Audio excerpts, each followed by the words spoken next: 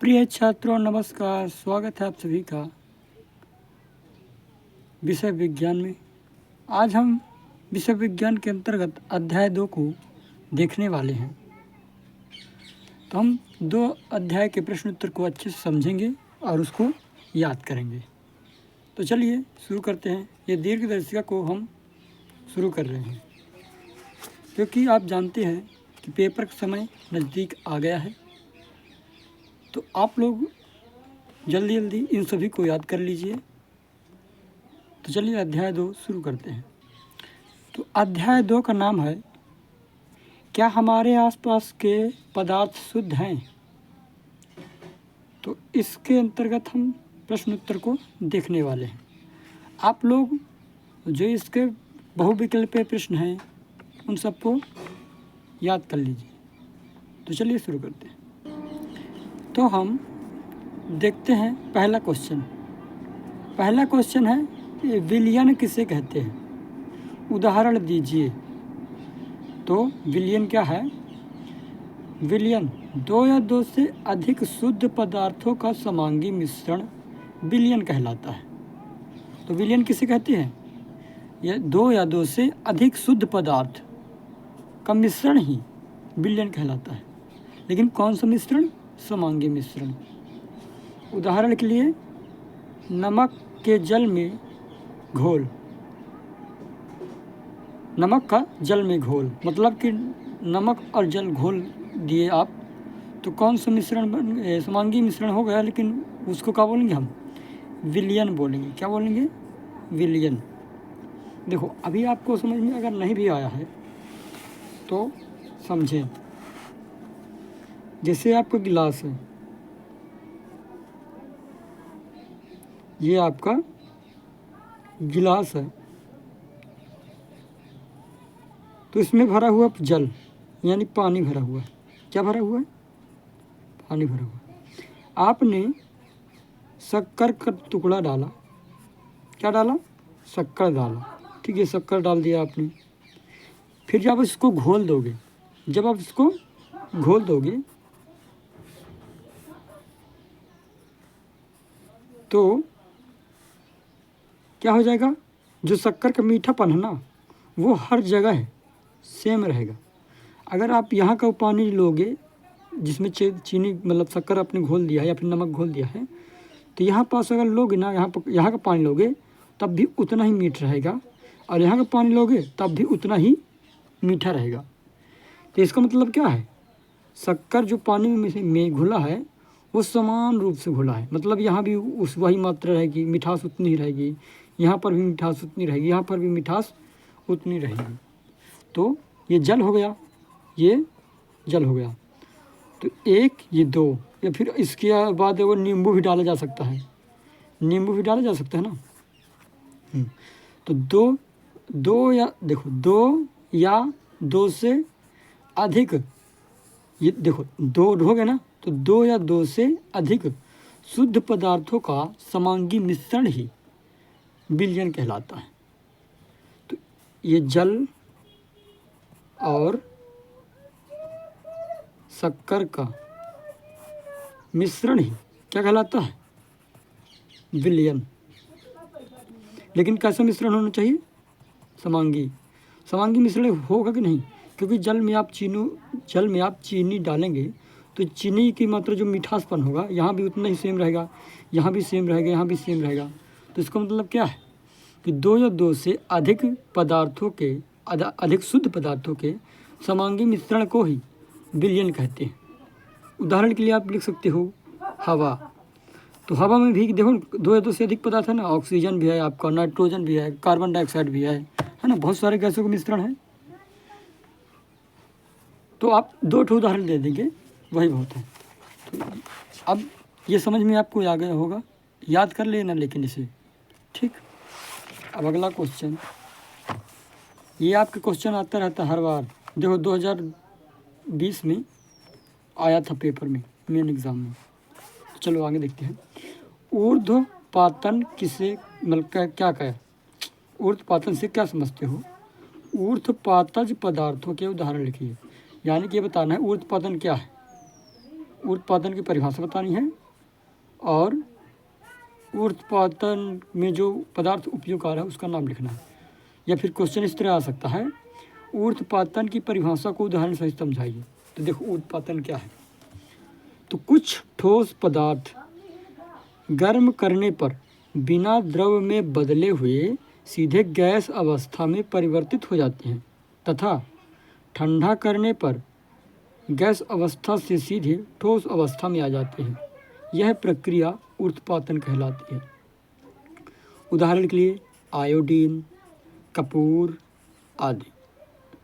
तो देखो, अगर आपको समझ में नहीं भी आया है तो आप समझने का प्रयास करें।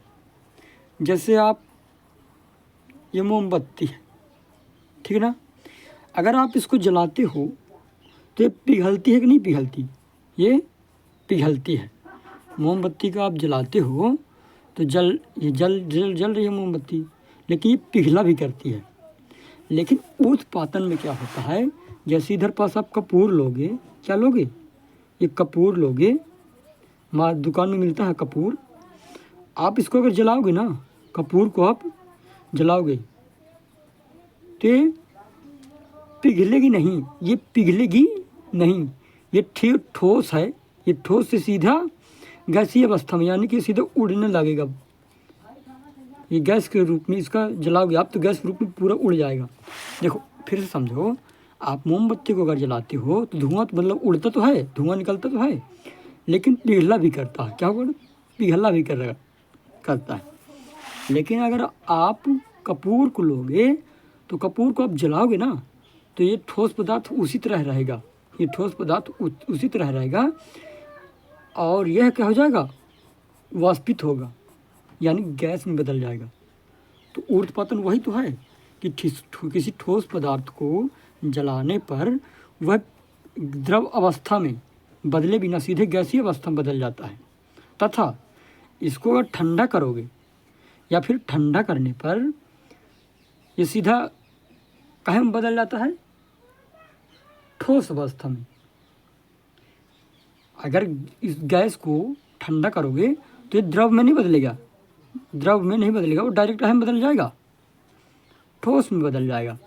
देखो अभी फिर समझ नहीं है आपको, देखो समझने का प्रयास करें थोड़ा सा। अगर जैसे बर्फ़ है, क्या है? बर्फ़ है। जब इसको ऊष्मा मिलेगी तो पहले ये क्या होगा? द्रव मतलब पानी बनेगा, मतलब लिक्विड बनेगा, ऐसे बहेगा। फिर इसको जब और ऊष्मा मिलेगी तब ये ऊपर उड़ेगा, तब न वाष्पित होगा। तो ये तो नॉर्मल कंडीशन में होता है। लेकिन ऊर्ध्वपातन में क्या होता है कि कोई भी वस्तु है तो वो द्रव अवस्था में नहीं बदलता, वो सीधा कहाँ में बदल जाता है? गैस में बदल जाता है, सीधा गैस में। और ठंडा करने पर सीधा ठोस में बदल जाता है। जब आप गैस को ठंडा करोगे तो द्रव अवस्था में न बदलकर सीधा कहाँ में बदल जाता है? ठोस में। जैसे अगर वाष्प को आप ठंडा करोगे ना तो वो पहले क्या बदलेगा? पानी में बदलेगा, फिर और ठंडा करोगे तो बर्फ में बदलेगा। ये तो नॉर्मल कंडीशन है। लेकिन ऊर्ध्वपातन आप समझ गए हो नहीं? ऊर्ध्वपातन, ठीक। अगर आपको वो वाली परिभाषा सही नहीं लग रही तो आप कोई सी भी परिभाषा याद कर सकते। आप ये वाला भी देख सकते हैं कि किसी ठोस पदार्थ को गर्म करने पर उसके बिना द्रव अवस्था में बदले सीधे गैसीय अवस्था में बदलने की घटना अथवा किसी गैसीय पदार्थ को ठंडा करने पर बिना द्रव में बदले सीधे ठोस अवस्था में बदलने की घटना को ऊर्ध्वपातन कहते हैं। उदाहरण के लिए कपूर, आयोडीन, अमोनियम क्लोराइड। तो आपने देखा ना कि ऊर्ध्वपातन में क्या होता है कि आप किसी भी चीज़ को अगर गर्म कर रहे हो, जैसे आप कपूर को गर्म करोगे ना, जलाओगे तो ये पिघलेगी नहीं, डायरेक्ट उड़ जाएगी, गैसीय अवस्था में बदल जाएगी। या फिर क्या होगा, अगर आप ऊर्ध्वपातन की प्रक्रिया में किसी गैस को ठंडा करोगे ना तो द्रव अवस्था में नहीं होगा, वो द्रव अवस्था में नहीं बदलेगा, वो डायरेक्ट ठोस बन जाएगा, ठीक ना। तो ये होता है ऊर्ध्वपातन। तो आपको जो वाला सही लगे वही वाला ठीक है, ठीक ना। अब आते हैं भौतिक परिवर्तन। तो भौतिक परिवर्तन किसे कहते हैं? तो उधर उत्तर है भौतिक परिवर्तन, वे परिवर्तन जिनमें पदार्थ के भौतिक गुण तो बदल जाते हैं लेकिन रासायनिक गुणों में कोई परिवर्तन नहीं होता, भौतिक परिवर्तन कहलाता है। देखो, अगर ये आपको समझ में नहीं भी आया है तो समझने का प्रयास करें। क्या लिखा है, देखो, हमारे दैनिक जीवन में परिवर्तन तो होते रहते हैं, जैसे गुब्बारे के फूलना, आग जलना, ये परिवर्तन हो गए। जैसे इसको अगर मैं इस तरह मोड़ दूँ, मोड़ूँ नहीं लेकिन अगर इसको मैं मोड़ दूँ तो इसके संरचना में तो थोड़ा सा परिवर्तन हो रहा है कि नहीं हो रहा। ये हाथ मैंने इस तरह कर लिया, फिर सीधा कर लिया, परिवर्तन हो रहा है कि नहीं हो रहा। हाँ, परिवर्तन हो रहा है। तो क्या बोला गया है, वे भौतिक परिवर्तन में क्या बोला गया है, वे परिवर्तन जिनमें पदार्थ के भौतिक गुणों में परिवर्तन हो, केवल भौतिक गुणों में। आप कहोगे आप ये भौतिक गुण क्या है, तो देखो, भौतिक गुण होता है रंग, आकार, ये होते हैं उसके भौतिक गुण। जैसे एक कागज़ है तो भौतिक गुण में परिवर्तन, जैसे कि अभी सीधा नहीं, ये कागज़ अभी क्या है, सीधा है। अगर मैं इसको फाड़ दूँ, इसको मैं थोड़ा सा फाड़ भी दूँ, तब भी एक कागज़ ही कहलाएगा, यानी कि भौतिक गुण में मैंने परिवर्तन किया है। इसको अगर मैं इस तरह मोड़ भी दूँ, इस तरह मैं अगर मोड़ भी दूँ तब भी ये कागज़ कहलाएगा, तब भी ये कागज़ कहलाएगा। इस पर अगर मैं रंग भी कर दूँ, इस तरह कलर भी चढ़ा दूँ, तब भी एक कागज़ कहलाएगा, यानी कि मैं भौतिक परिवर्तन कर रहा हूँ, रासायनिक परिवर्तन नहीं कर रहा हूँ। जिनमें केवल ऐसे पदार्थ, ये पदार्थ है कि नहीं है, ये पदार्थ है, ये पदार्थ है कि नहीं, तो ऐसे पदार्थ जिनमें केवल भौतिक चीज़ों में ही परिवर्तन हो, रासायनिक चीज़ों में परिवर्तन ना हो, तो वही क्या है, वो भौतिक परिवर्तन है। जैसे गुब्बारे का फूलना, मोमबत्ती का पिघलना, जलना नहीं, पिघलना, बर्फ़ का पिघलना, ये क्या है, भौतिक परिवर्तन है। पेंसिल का टूटना, ये क्या है, भौतिक परिवर्तन है। अगर इधर से टूट भी जाए पेंसिल, तब भी तो पेंसिल कहलाएगी। कोई नया पदार्थ बनेगा क्या, कोई नया पदार्थ नहीं बनेगा, यानी कि भौतिक परिवर्तन में नया पदार्थ नहीं बनता। आपको समझ में आ गया होगा, तो आपको यहाँ तक याद कर लेना है, आएगा तो लिख देना है।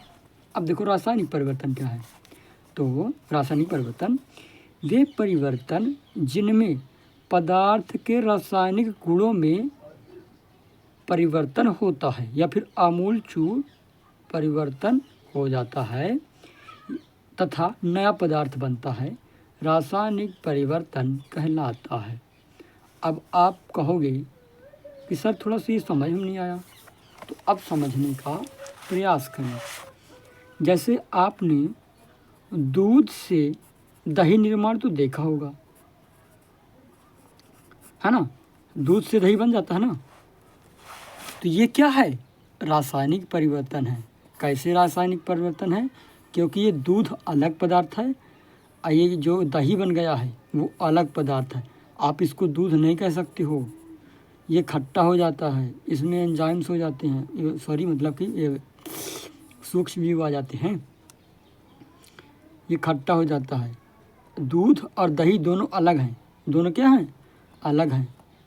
तो जिनमें कि क्या हो, रासायनिक परिवर्तन हो। जैसे हमारा भोजन पचता है, उसमें रासायनिक परिवर्तन होता है ना।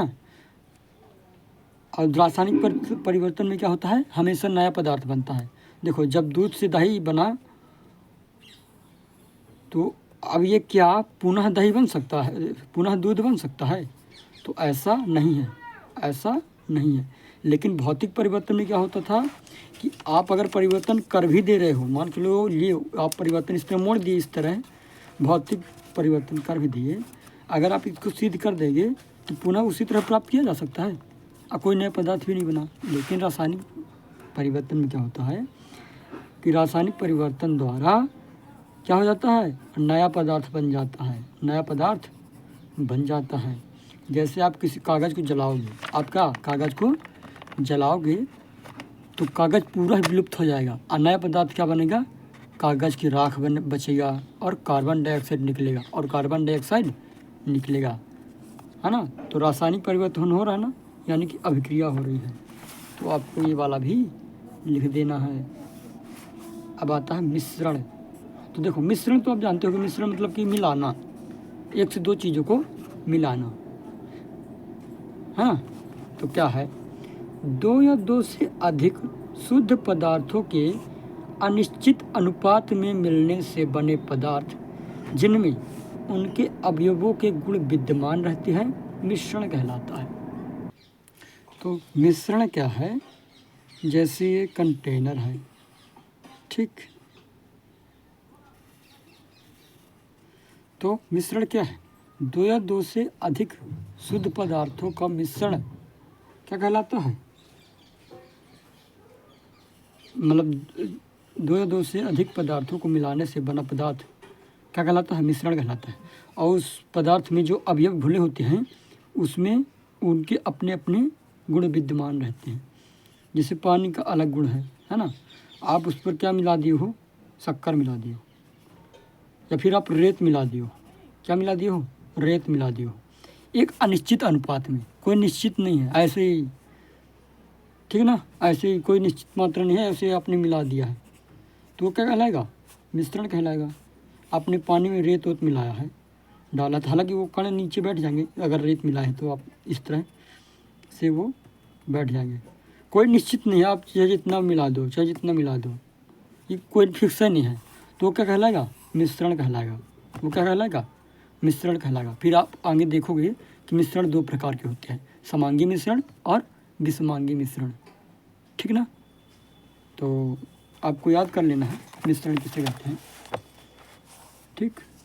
कि फिर से पढ़ दे रहा हूँ, दो या दो से अधिक शुद्ध पदार्थों के अनिश्चित अनुपात, अनिश्चित अनुपात बार बार बोलता जा रहा हूँ कि कोई फिक्स नहीं है, आप चाहे ज़्यादा मिला दो चाहे कम मिला दो, अनिश्चित अनुपात में मिलने से बने पदार्थ जिनमें उनके अवयवों के गुण विद्यमान रहते हैं मिश्रण कहलाते हैं।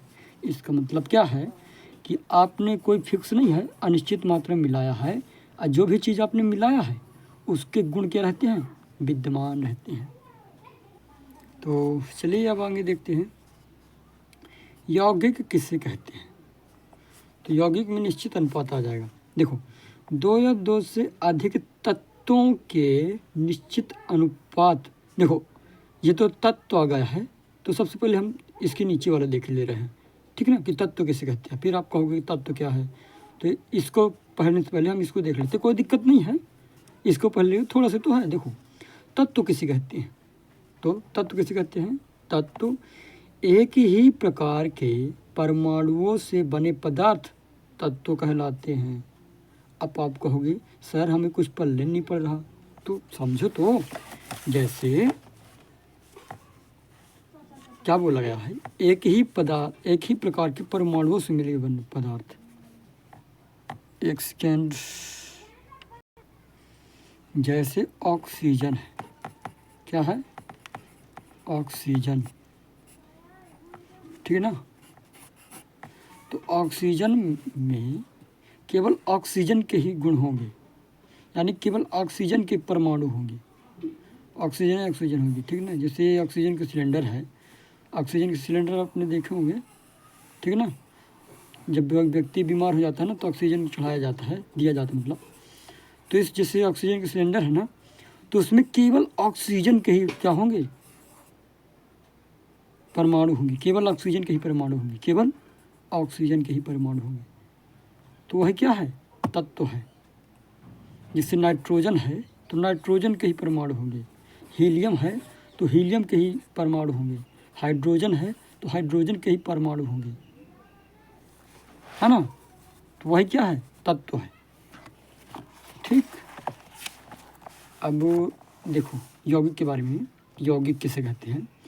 तो दो या दो से अधिक तत्वों, जैसे ऑक्सीजन के साथ हो गया हाइड्रोजन, जैसे हाइड्रोजन के साथ हो गया H2O, ऑक्सीजन, है ना, हाइड्रोजन और ऑक्सीजन। तो क्या बोला गया, फिर से समझो यौगिक किसे कहते हैं।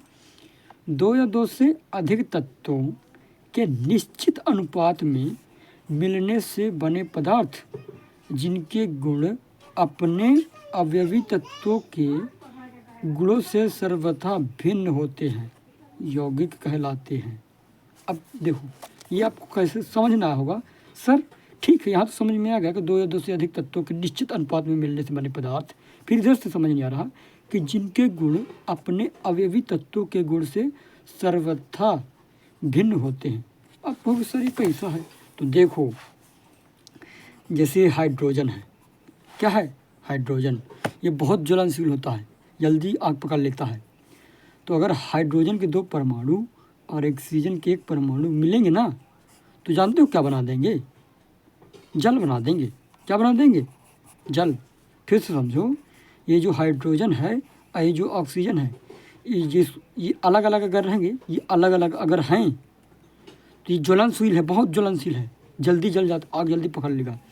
लेकिन हाइड्रोजन के अगर 2 परमाणु और ऑक्सीजन का 1 परमाणु अगर साथ में मिल जाएगा ना, तो क्या बना देगा, जल बना देगा। क्या बना देगा, जल। ये निश्चित अनुपात में मिला है, निश्चित अनुपात में।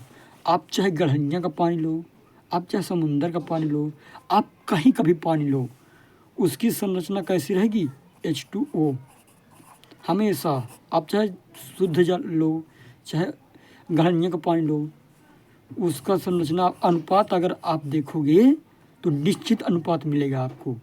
अगर हाइड्रोजन आपको 2 ही मिलेगा और ऑक्सीजन 1 मिलेगा, इस तरह। तो समझ गए ना। देखो अब इधर से समझ में आना चाहिए आपको। क्या लिखा है, अवयवों, अवयव, ये दोनों अवयव हैं, ये दोनों क्या है। तो गुण से क्या होता है, सर्वदा भिन्न होता है। देखो भिन्न है कि नहीं है, ये दोनों ज्वलनशील हैं, हमने बताया ये दोनों ज्वलनशील है। जब इनको हमने निश्चित अनुपात में मिलाया तो क्या बन गया, जल बन गया। जल क्या है, इन दोनों आग को बुझा देता है। तो देखो गुणों से, देखो अपने गुण से भिन्न है कि नहीं है। ये जो यौगिक बना है हाइड्रोजन का और ऑक्सीजन को जब हमने मिलाया निश्चित अनुपात में, तो यौगिक बना। अयौगिक अपने पहले के गुणों से भिन्न है। भिन्न है का मतलब ये दोनों ज्वलनशील है, लेकिन हम इन दोनों को निश्चित अनुपात में मिलाया तो जल कैसा है, इन आग को बुझाने वाला है। तो देखो अपने गुण से भिन्न है कि नहीं है। तो आपको याद कर लेना है। लेकिन अब आगे बढ़ते हैं, प्रश्न नंबर 8वां। तत्वों को कितने वर्गों में विभाजित किया जा सकता है, उनके नाम लिखिए। तो तत्वों को 3 वर्गों में विभाजित किया जा सकता है। धातु, अधातु और उपधातु। मेरे साथ बोलिए, मैं फिर से क्वेश्चन बोल रहा हूँ कि तत्वों को कितनी श्रेणी में बांटा गया है। तो आप बताएंगे तत्वों को 3 वर्गों में विभाजित किया गया है। पहला है धातु, दूसरा है अधातु, तीसरा है उपधातु। तो सुनो, धातु में करंट बहता है, धातु में करंट बहता है। जैसे आप तार लोगे, तांबे का तार लोगे, तांबा क्या है, धातु है, तभी ना आप करंट जल रहा है। आप लाइट वाइट चलाते हो तो जलने लगता है। तो धातु में करंट बहता है। लेकिन अधातु, जैसे ये कागज़ है, क्या है, ये कागज़ है, अगर इधर पास मैं तार फंसा दूं और लाइट जला भी दूं तो इधर करंट नहीं फैलेगा, इधर करंट नहीं फैलेगा। तो ये क्या है, अधातु है। क्या है, अधातु। लेकिन जैसे ये लोहा है, सॉरी ये लोहा है, ये लोहा है, अगर मैं इधर तार लगा दूं और टेस्टर से मतलब लाइट करंट इसमें बहाऊँ और टेस्टर से चेक करूँ ना, तो इधर करंट रहेगा, इधर करंट इधर तक रहेगा जहाँ तक लोहा लोहा है। तो लोहा ये धातु है, ये क्या है, धातु है। तो धातु में करंट बहता है और अधातु में करंट नहीं बहता। ईंट में करंट नहीं बहेगा, सूखी लकड़ी में करंट नहीं बहेगा। अब आता है उपधातु। क्या है, उपधातु। उपधातु का मतलब है जिसमें थोड़ा थोड़ा करंट बहे। उपधातु का मतलब क्या है, जिसमें थोड़ा थोड़ा करंट बहे। जैसे उपधातु के उदाहरण आपकी किताब में भी दिया गया है, बोरॉन,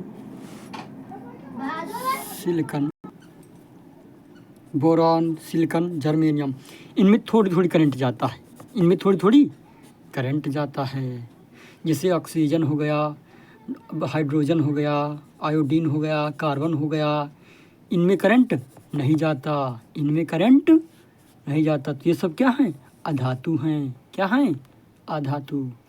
और धातु जैसे सोना, चांदी, लोहा, ये सब धातु हैं, तो इनमें करंट जाएगा, इनमें करंट जाएगा। ठीक।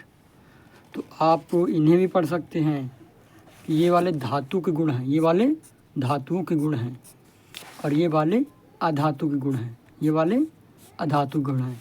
जैसे धातु चमकीले होते हैं, है ना, लोहा अगर तांबा में देखोगे चमकते हैं ना, चांदी जैसे। विद्युत के सुचालक होते हैं, मतलब विद्युत यानी करंट उनमें बहता है, लेकिन अधातु में करंट नहीं बहता। ये तन्य होते हैं, यानी कि हम धातुओं को पीट पीट कर चादर बना सकते हैं, लेकिन अधातु को हम पीट पीट की चादर नहीं बना सकते। अगर हम कागज़ को पीटेंगे तो चादर नहीं बनेगा, ये फट जाएगा, है ना।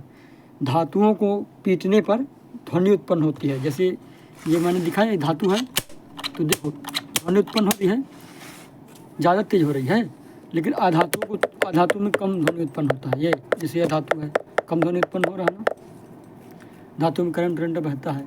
तो हालांकि आप देख सकते हैं। तो अब आगे बढ़ते हैं।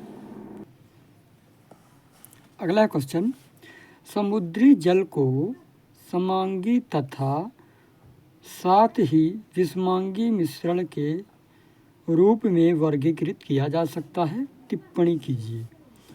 तो समांगी विषमांगी ये आपको थोड़ा पता भी होना चाहिए। हालांकि समांगी मतलब होता है समान मात्रा में मिलना। जैसे आप देखोगे जल को काहे मिलाना, मतलब जल में शक्कर को मिलाना, वो क्या कहलाया जाएगा, समांगी मिश्रण कहलाया जाएगा। अब विषमांगी मिश्रण हो जाएगा जल में रेत मिलाना, यानी कि रेत जैसे आपने मिलाया तो रेत तो नीचे बैठ जाते हैं, ऊपर थोड़ी रहते हैं, हर जगह थोड़ी विद्यमान रहेंगे। लेकिन जो समांगी मिश्रण होता है वो हर जगह होता है, निश्चित अनुपात होता है। इनमें अनुचित अनुपात होता है, हर सेम जगह पर सेम चीज़ नहीं पाया जाएगा। जैसे अगर पानी का कभी जैसे शक्कर मिला दिया आपने, तो कहीं कभी पानी उठा लीजिए, हर जगह उतना ही रहेगा मीठा। लेकिन विषमांगी में क्या होता है, रेत जैसे मिलाया है आपने, तो अगर ऊपर का पानी आप लोगे तो उसमें रेत थोड़ी रहेगा, उसमें रेत नहीं रहता। तो हालांकि अभी इसको समझने से अच्छा है इसको समझेंगे पहले। हालांकि ये क्वेश्चन पेपर में तो उससे नहीं आता, लेकिन इसमें दिया गया तो इसको पढ़ ले रहे हैं। फिर भी देखो अंदर क्वेश्चन है, आंसर क्या है, समुद्री जल में घुलनशील लवण रहते हैं। समुद्री जल में क्या रहते हैं, घुलनशील लवण, इसलिए यह एक समांगी मिश्रण होता है। लेकिन साथ ही इसमें कुछ अम्लीय अशुद्धियाँ भी मिश्रित होती हैं, इसलिए इसे विषमांगी मिश्रण के रूप में भी वर्गीकृत करते हैं। यानी जो समुद्र का जल आपने लिया है वो समांगी मिश्रण भी है और विषमांगी मिश्रण भी है, लेकिन कैसे है ये आपको बताना पड़ेगा। तो जो समांगी मिश्रण कैसा है, समुद्री जल में लवण मतलब जैसे मैग्नीशियम हो गया, सोडियम हो गया, जैसे नमक घुला है, नमक आप जानते हैं समुद्री जल खारा होता है, यानी कि नमक मिला है। एक सेकेंड, यानी कि क्या मिला है, नमक मिला है ना। तो वो हो गया समांगी मिश्रण। लेकिन उसके अलावे जो उसमें रेत के कण मिले हैं, मिट्टी मिली हुई है, वो क्या कहलाया जाएगा, विषमांगी मिश्रण कहलाया जाएगा। ये अशुद्धियाँ लिखे ना, कुछ अम्लीय अशुद्धियाँ, यानी कि रेत हो सकती हैं, इसे हम क्या बोलेंगे, विषमांगी मिश्रण बोलेंगे। चलो अब अगला देखते हैं 10वां, समझाइए अविक्षुब्ध अवस्था में कोलाइडी विलयन के कण तल पर क्यों नहीं बैठते हैं, जबकि निलंबन की स्थिति में ऐसा नहीं होता। तो आपने किताब अगर पढ़ा है तो आपको ये समझ में आएगा, लेकिन आप नहीं पढ़ा है तो ठीक है, तब भी देखेंगे आपको, लेकिन याद करना है, आपके पास ज़्यादा टाइम नहीं है। तो देखो कोलाइडी क्या होता है, जैसे आप देखे होंगे जंगल में, आपने देखोगा कि किरणें आती हैं और फैल जाती हैं, मतलब किरणें स्पष्ट दिखा करती सूर्य की, या फिर आप अंधेरे कमरे में आप जाओगे और कहीं से थोड़ा सा रोशनी आ रही होगी, या फिर लाइट आ रही होगी, सूर्य का प्रकाश आ रहा होगा थोड़ा सा, तो आपको विजुअल दिखाई देगा। मतलब उधर छोटे छोटे क्या फिरते रहते हैं, कचड़ा ऐसे घूमते रहते हैं। अब आपको कैसे समझाऊं, चलो जैसे इधर पास हो गया, जैसे जंगल है ना, तो इधर कोहरा किया हुआ फिलहाल, तो प्रकाश आ रहा है तो देखो ये किरणें दिखाई दे रही हैं, स्पष्ट प्रकाश को बिखेर रही हैं। तो इस तरह वाला, इसी को टिंडल प्रभाव बोल दिया जाता है ना। तो ये कोलाइडी। लेकिन निलंबन की स्थिति में ऐसा क्यों नहीं होता? तो पहले तो क्वेश्चन समझना पड़ता है।